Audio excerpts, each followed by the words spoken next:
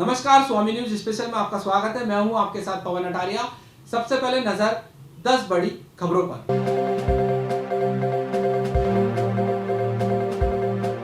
अजमेर जिले में तीसरे चरण का पंचायत राज चुनाव जवाजा और मसूदा पंचायत समिति क्षेत्र में संपन्न हो गया।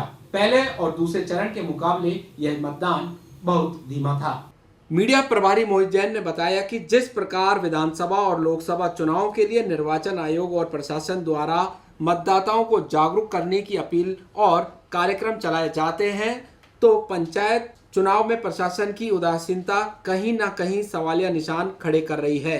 जैन ने कहा कि आगामी चौथे चरण में प्रशासन भी मतदाताओं को वोट डालने के लिए प्रेरित करे और विभिन्न कार्यक्रम चलाएं ताकि मतदान प्रतिशत में इजाफा हो सके। तीसरे चरण के मतदान में कोरोना महामारी का साया भी साफ तौर पर दिखाई दिया। अजमेर जिले के अंदर आज पंचायत राज चुनाव का तीसरे चरण का चुनाव चल रहा है, जिसके अंदर पंचायत समिति जवाजा और पंचायत समिति मसूदा के अंदर ये चुनाव हो रहे हैं और हमें पूरा विश्वास है भारतीय जनता पार्टी अच्छे मार्जिन के साथ में यहाँ पर प्रधान बनाएगी और जिला परिषद सदस्य यहाँ पर हमारे सभी जीतने जा रहे हैं। लेकिन एक प्रशासन से भी मैं निवेदन करना चाहता हूँ कि जिस प्रकार एमएलए और एमपी के चुनाव होते हैं उस समय प्रशासन द्वारा जागरूकता अभियान मतदाताओं के लिए किया जाता है कि मतदाता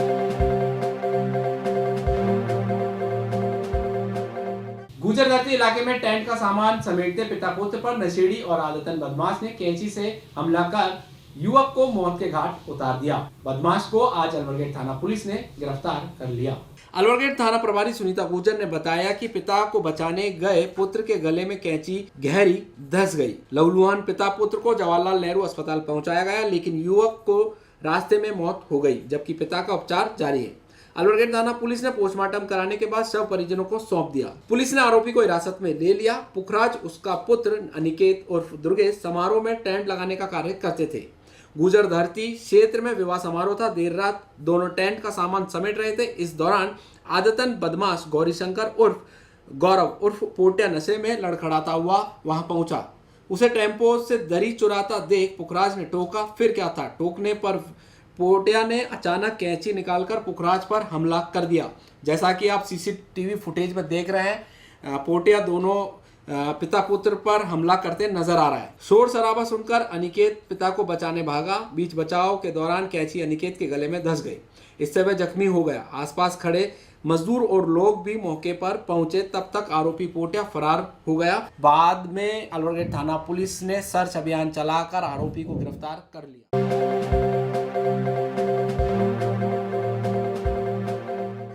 सोमवार को पूर्णिमा महास्नान के साथ पुष्कर के धार्मिक मेले का तो समापन हो गया है, लेकिन विधिवत रूप से धार्मिक मेले का आज मृगशाला स्नान के साथ संपन्न हुआ। ऐसी मान्यता है कि 5 दिन तक जो 33 करोड़ देवी देवता है वो पुष्कर राज में विराजमान करते हैं, लेकिन आज जो मृगशाला स्नान के बाद ही सभी देवी देवता रवाना होते हैं। इसी के अनुरूप जो श्रद्धालु है जिन्होंने 5 दिन तक पश्चिम स्नान किया था, उन्होंने आज मृगशाला स्नान करके अपने अपने घरों की ओर प्रस्थान किया। पुष्कर से दिलीप नागरक साथ सीताराम पाराशर, स्वामी न्यूज। कार्तिक मास है, जो कार्तिक मास जो हिंदू प्रथा से जितने भी माता बहनें हैं जो 1 महीना नहाती है, कार्तिक मास पुष्कर राज के जो मंगला आरती कराती है, उसके बाद में कार्तिक मास 1 महीना नहाने के बाद में जो औरतें जितने भी श्रद्धालु है पुष्कर के अंदर, जितने भी पुष्कर मेले के अंदर आते हैं, आने के बाद में आस्था की डुबकी लगाते हैं। और आज जो मंगसर मास जो चालू प्रारंभ होता है, जिसमें मंगसर महीने में मृगशाला से स्नान करते हैं, उसका महत्व सबसे बड़ा माना गया है।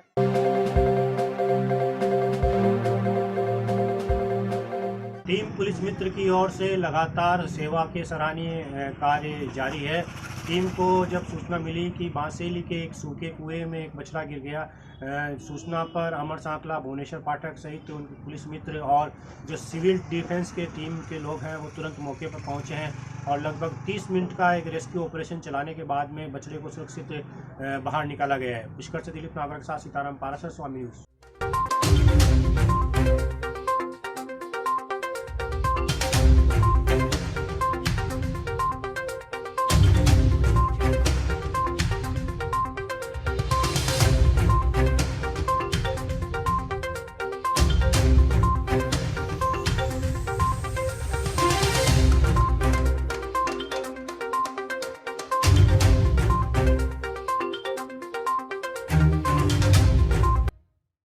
आज ग्राम पंचायत बांसली के आबादी भूमि में खसरा नंबर 191 के कुएं के अंदर एक मवेशी गिर गया था, उसको निकालने के लिए हमने अमरचंद जी को कॉल किया था, तो उन्होंने अपनी पूरी टीम के साथ आके इसका रेस्क्यू ऑपरेशन किया है और इनके लिए इनका बहुत बहुत धन्यवाद। हमारी एक गाय कुएं के अंदर गिर गई थी, जो हमने रेस्क्यू टीम को बुलाया और उन्होंने हमारी उसकी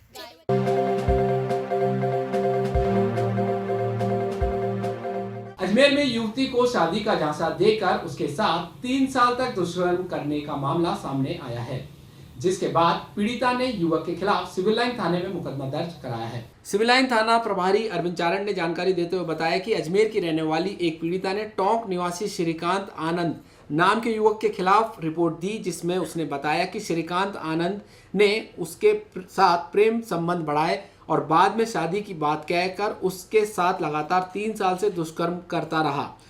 अब श्रीकांत आनंद ने शादी के लिए मना कर दिया और उल्टा उसे धमकियां देना शुरू कर दिया। पीड़ित युवती की रिपोर्ट पर सिविल लाइन थाना पुलिस ने श्रीकांत आनंद के खिलाफ मुकदमा दर्ज कर कार्रवाई शुरू कर दी। कल सिविल लाइन थाना पे एक पीड़िता ने उपस्थित होकर एक रिपोर्ट पेश की गई कि सन 2018 से उसके एक लड़के श्रीकांत आनंद जो टोंक निवासी है उससे उसके संबंध थे, जिसने उसको कहा कि मैं उससे शादी करूंगा। उसके साथ उसने गलत संबंध बनाए और अब वो उसको शादी के लिए मना कर रहा है, जिस रिपोर्ट पे 376 में मुकदमा दर्ज किया गया। पीड़िता का मेडिकल कराया गया, आगे अनुसंधान जारी।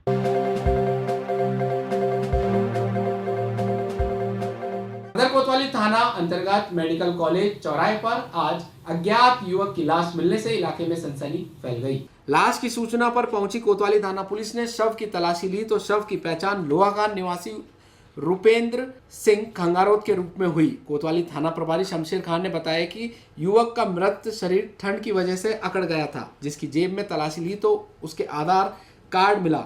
आधार कार्ड में लोहाखान निवासी रुपेंद्र सिंह खंगारोत के रूप में उसकी पहचान हुई। परिजनों अज्ञात मृतक की लाश सूचना के मेडिकल कॉलेज चौराहे पर पास नाले में मिलने की सूचना मिली थी, जिस पर वहाँ गए तो उसकी जेब में हमें भूपेंद्र सिंह खंगारोत के नाम का आधार कार्ड मिला है। आगे का अनुसंधान हम कर रहे हैं। क्या लग रहा है प्रथम दृष्टया आपको?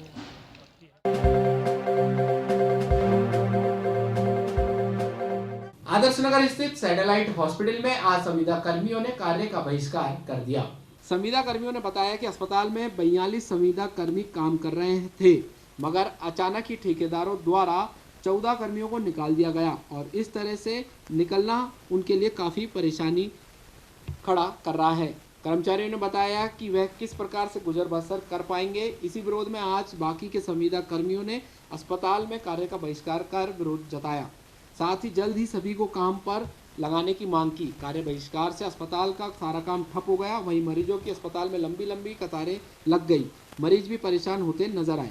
के अंदर वार्ड बॉय और सफाई कर्मचारी व कंप्यूटर इस मुद्दे पे एकत्रित हुए हैं कि हमारे यहाँ के कर्मचारियों को निकाला गया है, जबकि मुख्यमंत्री का आदेश है कि दिवाली के ऊपर उनको बम्पर ऑफर के अंदर परमानेंट नियमित कंप्लेंट भी नहीं करी गई है, बिना बोले हटा दिया गया हमें। और हमारे को बिना नोटिस के कर्मचारियों को हटाया जा रहा है और राज्य के यहाँ पे पिछले 5 से 10 वर्षों से कार्यरत हैं और यहाँ पे मुख्यमंत्री का आदेश की विपरीत पालना हो रही है कि परमानेंट करने की बजाय उनको निकाला जा रहा है।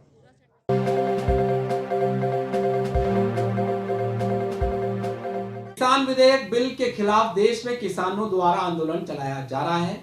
वह बिल वापसी की मांग को लेकर किसान दिल्ली में प्रदर्शन कर रहे हैं। इसको लेकर आज एनएसयूआई ने हस्ताक्षर अभियान चलाया।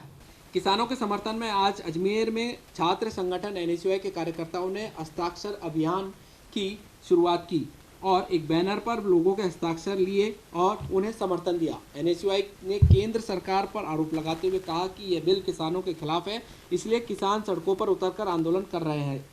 उन्होंने कहा कि केंद्र सरकार लोकतंत्र की हत्या बंद करके किसानों के हित में कार्य करे और इस बिल को वापस ले। साथ ही उन्होंने कहा आवश्यकता अगर पड़ती है तो एनएसयूआई के कार्यकर्ता भी किसानों के समर्थन में दिल्ली कूच करेंगे।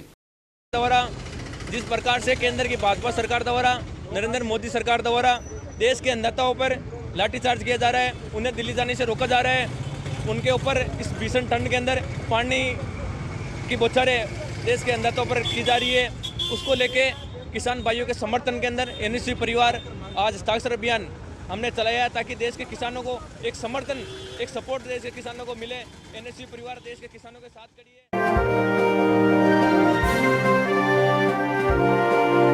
विधिक सेवा प्राधिकरण की ओर से संविधान दिवस के उपलक्ष्य में सरकारी योजनाओं को आमजन तक पहुंचाने के लिए जनहितवाणी कार्यक्रम की शुरुआत की गई।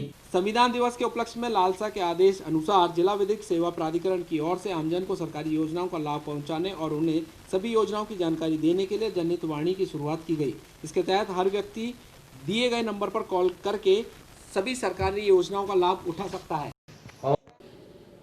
नालसा एवं रालसा के निर्देशानुसार जिला विधिक सेवा प्राधिकरण अजमेर एवं सीफा संस्था के संयुक्त तत्वावधान में एक जनहितवाणी कार्यक्रम का विधिक संविधान सप्ताह के अंतर्गत आयोजन किया जा रहा है, जिसका मुख्य उद्देश्य है जनहितवाणी में जो हमारे द्वारा नंबर जारी किए जा रहे हैं उसका एकमात्र उद्देश्य ये है कि जो हम जैसा जानते हैं हमारे देश में गरीबी और अशिक्षा बड़े पैमाने पर व्याप्त, लोगों को सरकारी योजनाओं की जानकारी नहीं।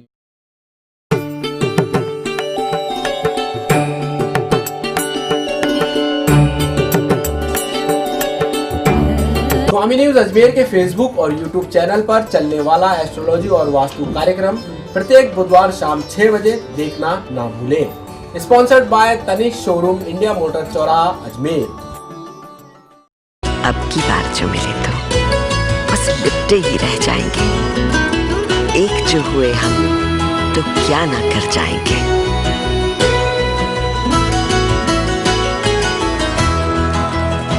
इसी खूबसूरत सोच में ढला है एकत्वम बाय तनिष्क।